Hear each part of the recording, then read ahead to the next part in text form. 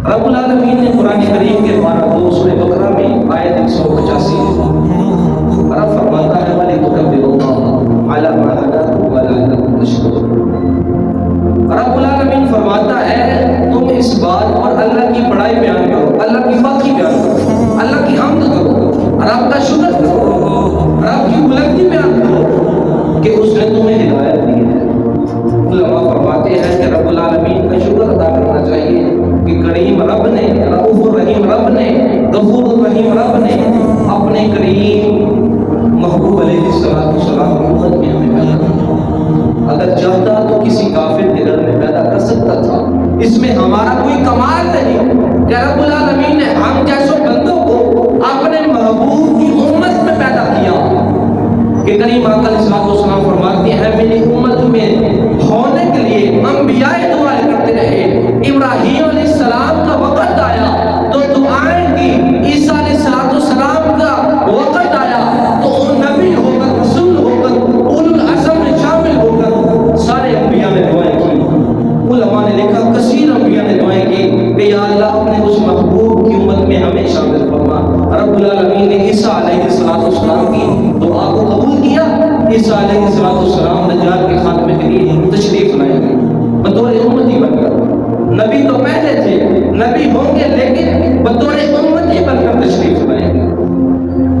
تو ہمیں شکر کرنا چاہیے، رب العالمین کی پاکی بیان کرنا چاہیے۔ رب العالمین خود قرآن میں بتاتا ہے وَلِتُكَبِّرُوا اللَّهَ عَلَىٰ مَا هَدَاكُمْ وَلَعَلَّكُمْ تَشْكُرُونَ۔ رب العالمین کی پاکی بیان کرو، جس نے تمہیں ہدایت دی، جس نے تمہیں مسلمان پیدا کیا، جس نے تمہیں مومن بنایا، جس نے تمہیں ایسے گھر میں پیدا کیا جو مسجد میں اذان کی آواز سن کے آتا ہے، جو اللہ کی پاکی بیان کرتا ہے، جو رب العالمین کے محبوب سے محبت کرتا ہے، جو رب العالمین کے محبوب کے نعرے بلند کرنے والا ہے، رب العالمین نے اس گھر میں پیدا کیا۔ رب فرماتا ہے رب کی پاکی بیان، رب کا شکر ادا فرماتا۔ رب فرماتا ہے لئن شکرتم لأزیدنکم ولئن کفرتم ان عذابی لشدید۔ اگر تم رب کا شکر ادا کرو گے پھر رب کیا کرے گا؟ رب کرے گا لأزیدنکم، شکر ادا کیا رب سے زیادہ عطا کرے گا، رب زیادہ عطا فرمائے گا۔ لیکن اگر انکار کیا، نہ شکری کی، جھٹلایا، رب فرماتا ولئن کفرتم، اگر جھٹلایا ان عذابی لشدید، پھر میرا عذاب سخت۔ کوئی بندے کی ایسی جسمانی قوت نہیں، کسی بندے کے اندر اتنی طاقت نہیں ہے کہ رب العالمین کے عذاب کو سہ سکے۔ اس لیے رب فرماتا ہے تمہیں چاہیے کہ میری دی گئی نعمتوں کا شکر کرو۔ حضرت سیدنا عبداللہ بن عباس رضی اللہ تعالیٰ عنہ فرماتے ہیں میرے کریم آقا علیہ السلام نے ارشاد فرمایا جس بندے کو رب العالمین نے 4 چیزیں عطا فرمائی اس کو رب العالمین نے دنیا اور آخرت کی تمام بھلائیاں عطا فرمائی۔ صحابہ نے عرض کیا یا رسول اللہ کون سی چیزیں ہیں؟ عبداللہ بن عباس روایت کرتے ہیں، فرماتے ہیں رب العالمین نے جس بندے کو شکر کرنے والا دل عطا کیا، رب العالمین نے شکر کرنے والا دل دیا، سمجھ جاؤ دنیا و آخرت میں تمہاری بھلائیاں ہیں۔ دوسری چیز جس بندے کو رب نے ذکر کرنے والی زبان دی، سمجھ جاؤ دنیا و آخرت کی بھلائیاں تمہیں رب نے عطا فرمائی۔ تیسری چیز عبداللہ بن عباس فرماتے ہیں اگر تم پر آزمائش آ جائے، اگر تم آزمائش پر صبر کر لیتے ہو تو تم سمجھ جاؤ کہ تمہیں رب العالمین نے دنیا و آخرت کی تمام بھلائیاں سے شاعر نے کلام اٹھایا لکھتا ہے صبر کرے تا موتی ملسن ذکر کرے تا ہیرے تے جے پاگل ہم رولا پاوے نہ ہوتی نہیں۔ اگر رب العالمین کوئی مشکل بھیجتا ہے، تکلیف دیتا ہے، اس پر صبر کر دو، رب العالمین سے خوش ہو جائے گا، رب العالمین اس کی جزا دے گا، اس کا صلہ دے گا، کیونکہ مشکل ختم ہو جائے گی۔ اگر زبان سے شکوہ کر دیا، رب کی ناشکری کر دی تو رب العالمین اس کی سزا دے گا، کیونکہ وقت ختم ہو جاتا ہے۔ کریم آقا علیہ السلام فرماتے ہیں کہ رب العالمین کا شکر کرتے رہو۔ علماء فرماتے ہیں کہ بندہ سمجھتا ہے کوئی مشکل آ جاتی ہے، بندہ رب کی ناشکری کرنا شروع کر دیتا ہے، رب العالمین کی بارگاہ میں شکوے کرتا ہے، شکایتیں کرتا ہے، جو رب نے پہلے دیا اس کو بھول جاتا ہے۔ اگر کسی بندے کو کہا جائے، بندہ کہتا ہے میں غریب ہوں، میرے پاس دولت نہیں ہے، اگر کسی کو کہا جائے کہ لاکھوں لے لو اپنی آنکھ دے دو، لیکن بندہ راضی نہ ہوگا، بندے سے کہا جائے کہ اپنا جو ہے وہ دل دے دو، لاکھوں کروڑوں لے دو، اپنا جو ہے وہ نہ دے دو، بندہ کبھی راضی نہ ہوگا۔ کہنے کا مقصد ہے رب العالمین نے اتنی لاکھوں کروڑوں والی نعمت دی، بندہ اس کو بھول جاتا ہے، کوئی مشکل آتی ہے بندہ رب العالمین کی بارگاہ میں شکایت کرنا شروع کر دیتا ہے، رب کی بارگاہ میں شکوے کرتا ہے۔ حضور فرماتے ہیں رب جس کے ساتھ بھلائی کا ارادہ فرماتا ہے اس پر مشکل کو ڈال دیتا ہے۔ تو سمجھ جاؤ اگر تم پر کوئی مشکل آ گئی ہے، سمجھو رب تعالیٰ تمہارے ساتھ بھلائی کا ارادہ کرتا ہے۔ حضور علیہ السلام ارشاد فرماتے ہیں جس بندے کو اپنی نعمت سے رب العالمین نے نواز دیا، اس نے الحمدللہ کہا تو یہ حمد کرنا، یہ اللہ کی تعریف کرنا اس نعمت سے زیادہ بڑھ گیا، اس نعمت سے زیادہ آگے چلا گیا۔ حضور علیہ السلام نے فرمایا سب سے پہلے جنت کی طرف حمد کرنے والے افراد کو بلایا جائے گا جو سختی اور خوشحالی میں رب العالمین کا شکر کرتے ہیں۔ اگر بندے پر مشکل آ گئی، مصیبت آ گئی، بندے نے شکر کیا، رب کی پہلے دی گئی نعمتوں کو یاد رکھا، کریم آقا فرماتے ہیں رب العالمین سب سے پہلے جنت کی طرف ان بندوں کو بلائے۔ اس لیے ہمیں چاہیے کہ کریم آقا علیہ السلام کے فرمان پر عمل کرتے ہوئے ہمیشہ اللہ تعالیٰ کا شکر رب العالمین کی بارگاہ میں شکر گزاری والا بندہ بن جائے۔ آقا کریم علیہ السلام ارشاد فرماتے ہیں قیامت کے دن سب سے افضل ترین بندے وہ ہوں گے جو اللہ تعالیٰ کا شکر کرتے ہیں۔ حضرت سیدنا داؤد علیہ السلام اللہ کے نبی ہیں، ان سے پوچھا گیا رب العالمین کی سب سے چھوٹی نعمت کون سی ہے؟ رب نے ہمیں نعمتیں دی، زندگی بخشی، سانس دیا، سونگنے کی طاقت دی، کان دیا، ناک دیا، ہاتھ دیے، پکڑنے کے لیے ہاتھ دیے، چلنے کے لیے ٹانگیں قدم دیے، ہمیں دھڑکنے کے لیے دل دیا۔ رب العالمین اگر کسی کو مال و دولت کروڑوں کی مال میں دیتا ہے، اربوں لاکھوں پیسہ دیتا ہے، لیکن اگر کسی کے پاس صحت نہیں ہے تو بندے کا اس مال و دولت کسی کام کا نہیں ہے۔ پیسے مال و دولت کا فائدہ تب ہے جب رب العالمین اس کو صحت دیتا ہے۔ اب اللہ کے نبی سے سوال کیا گیا سب سے چھوٹی نعمت کون سی ہے جو اللہ تعالیٰ نے ہمیں عطا کی؟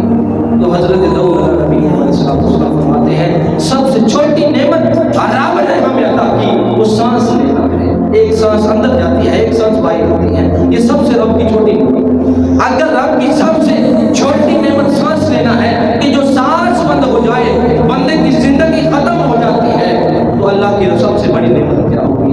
بندے کے اختیار میں نہیں کہ بندہ جو ہے رب کا شکر ادا کر سکے۔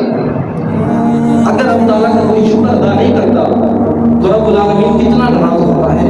حضرت سیدنا موسیٰ کلیم اللہ تعالیٰ کے کلیم ہیں، ان کی امت کا بنی اسرائیل کا ایک بندہ ہے، نام ہے بلعم بن بورا، نام نگاہ اٹھاتا ہے، لوح کرسی پر لکھی ہوئی تقدیر کو پڑھ لیتا ہے۔ اگر کسی کی موت کا وقت لوح کرسی پر رب نے لکھ دیا ہے، تقدیر کو آنکھ اٹھا کر پڑھ لیتا ہے، مستجاب الدعوات ہے۔ اگر رب کی بارگاہ میں ہاتھ اٹھاتا ہے رب العالمین اس کی دعا فوراً قبول کرتا ہے۔ بنی اسرائیل کا بندہ ہے، بلعم بن بورا نام ہے۔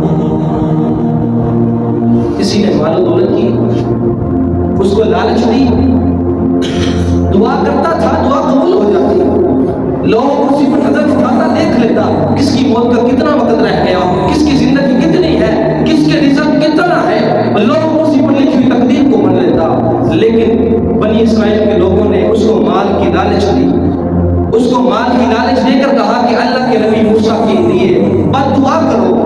اب بلعم بن بورا مال کی لالچ میں آ گیا، رب العالمین کا دی ہوئی طاقت کو بھول گیا۔ رب العالمین نے جو طاقت سے نوازا، رب نے جو طاقت دی کہ مستجاب الدعوات ہے، دعا کرتا ہے، دعا قبول ہو جاتی ہے، لوگ کرسی پر نظر اٹھا کر دیکھ لیتا ہے، رب کی نعمت کو بھول گیا۔ اس مال کی لالچ میں اس نے ہاتھ اٹھائے، اللہ کے نبی کے لیے بد دعا کی۔ موسیٰ علیہ السلام کے لیے جو بد دعا کرتا، موسیٰ علیہ السلام کے لیے دعا نہ نکلتی، بلکہ وہی بد دعا اس بندے کے لیے خود نکلتا۔ رب العالمین کی بارگاہ میں مردود ہو گیا۔ وجہ کیا ہے؟ رب کی ناشکری کی، موسیٰ علیہ السلام کی بے ادبی کی، رب کی نعمتوں کو یاد نہ رکھا کہ رب نے مجھے کہنے کتنی طاقت سے نوازا تھا کہ کوئی بندہ آسمان کی طرف، سورج کی طرف دیکھ نہیں سکتا، میں آنکھ اٹھاتا ہوں، لوح کرسی کی تقدیر کو دیکھ لیتا ہوں، رب نے جو لکھا ہے، کس کی زندگی کس نے لکھی ہے، میں اس کو دیکھ لیتا ہوں۔ ناشکری رب العالمین کی بارگاہ میں مردود ہو گیا، رب العالمین قیامت کے دن اسے جہنم میں داخل فرمائے۔ لیکن اگر اللہ کے نیک بندوں کا ادب کریں تو دوسری طرف قرآن کا واقعہ ہے، اصحاب کہف کے ساتھ کتا ہے۔ اصحاب کہف اللہ کے نبی نہیں، اللہ کے رسول نہیں ہیں، اللہ کے ولی ہیں، اللہ کے نیک بندے ہیں، اس کتے نے ادب کیا، اس کتے نے اللہ کے نیک بندوں کا ساتھ دیا، اور فرماتا ہے اس کتے کو جنت میں داخل کیا جائے۔ اسی لیے چاہیے میرے بھائی رب العالمین کا شکر ہر حال میں کریں۔ اما عائشہ صدیقہ رضی اللہ تعالیٰ عنہ کریم آقا علیہ السلام کی پیاری زوجہ ہے۔ اما عائشہ صدیقہ حضور علیہ السلام کو دیکھتی، میرے کریم آقا رات کو عبادت کرتے، ساری رات عبادت کرتے، اتنی عبادت کرتے، آج کا امتی اپنے رب کو بھول جاتا ہے۔ اس کریم آقا کی بات سنا رہا ہوں جو اپنے امتیوں کو جنت میں لے کر جائیں گے۔ رب ہے موتی، وہ ہے قاسم، رزق اس کا اختیاراتی ہے، سارے ہاتھ خزانے کی کنجیاں میرے کریم آقا کے ہاتھوں میں ہیں۔ جس کو چاہے جنت کا مدعا سنا دے، جس کو چاہے جہنم کی وعید سنا دے۔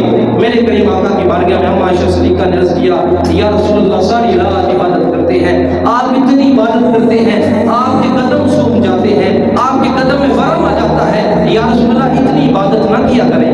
میرے کریم کا جواب سنیے، حضور فرماتے ہیں عائشہ میں اپنے رب کا شکر گزار بندہ نہ بنوں؟ اس کریم آقا کی بات کر رہا ہوں جس کے ہاتھ میں تمام خزانوں کی کنجیاں ہیں، جو موتی رب ہے، وہ ہے قاسم، جس کو چاہے رزق عطا فرماتے ہیں۔ اگر کریم آقا کا یہ عمل ہے، اگر کریم آقا کا فعل یہ ہے تو امتی کو کیا چاہیے؟ امتی آج اللہ کی نعمت کو بھول جاتا ہے، رب کا شکر نہیں ادا کرتا۔ اگر کوئی مشکل آ جاتی ہے تمام نعمتوں کو بھول کر رب کی ناشکری کرتا ہے، رب العالمین کی بارگاہ میں شکوہ شکایت کرنے لگتا ہے۔ کریم آقا علیہ السلام نے فرمایا افضل ذکر لا الہ الا اللہ و افضل دعا الحمدللہ۔ علماء کہتے ہیں کہ ذکر لا الہ الا اللہ ہے، سارے ذکروں سے افضل ہے۔ کریم آقا نے فرمایا دعا الحمدللہ ہے۔ اب پتہ چلتا ہے الحمدللہ کا مطلب ہے میں رب کا شکر ادا کرتا ہوں، لیکن ظاہری طور پر اس سے تو پتہ نہیں چلتا کہ یہ دعا کیسے ہے، اس میں تو شکر ادا کیا جا رہا ہے۔ اس واقعہ سے ہمیں پتہ چلتا ہے، ایک بدو نے حاتم طائی سے پوچھا کہ کیا تم سے بڑا کوئی سخی دنیا میں ہے؟ حاتم طائی آخری واقعہ اس کے بعد سنتوں کی طرف چلتے ہیں۔ حاتم طائی نے جواب دیا میں سفر پڑتا ہوں، میرے پاس کھانے کا سامان ختم ہو گیا، موسم خراب ہو گیا، طوفان آندھی کا موسم بن گیا، میں بڑا پریشان تھا۔ اب میں نے دور سے دیکھا خیمے لگے ہیں، دھواں اٹھ رہا، میں ان کے پاس گیا، قبیلے کے سردار کو کہا اے بندہ خدا کیا میں تمہارے پاس رات گزار سکتا ہوں؟ قبیلے کے سردار نے اجازت دی، کہا رب کی زمین ہے، آپ ہمارے مہمان ہو، ہمارے پاس رہو، ہم آپ کی میزبانی کریں گے، رب العالمین ہمیں اجازت عطا فرمائے۔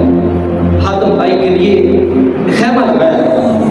آج مثال دی جاتی ہے حاتم طائی کی، کسی بھی چیز کو دان کرنے کی بات ہو، کسی بھی چیز کو اللہ کی راہ میں دینے کی بات ہو، کسی غریب کو مال دینے کی بات ہو، حاتم طائی کا نام لیا جاتا ہے۔